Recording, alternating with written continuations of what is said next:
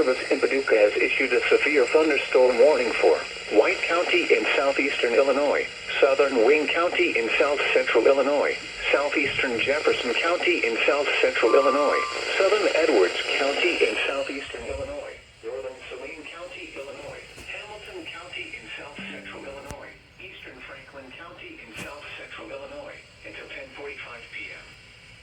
At 10 p.m., severe thunderstorms were located along a line extending from near Mount Vernon to 6 miles east of Grand Lake area to near Heron, moving east at 55 miles per hour. Expected hazards include 60 miles per hour wind gusts. This is a radar-indicated threat.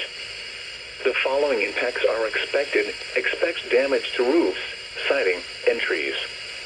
Locations impacted include West Frankfort, Carmi, Fairfield, McLeansboro, Albion, Grayville, Norris City, Wayne City, Crossville, Bluford, Enfield, Thompsonville, Dahlgren, Bell Rive, Hannaford, Ewing, Sims, Mill Shoals, Broughton, and Monty. This includes the following highways: Interstate 57 in Illinois between mile markers 62 and 63.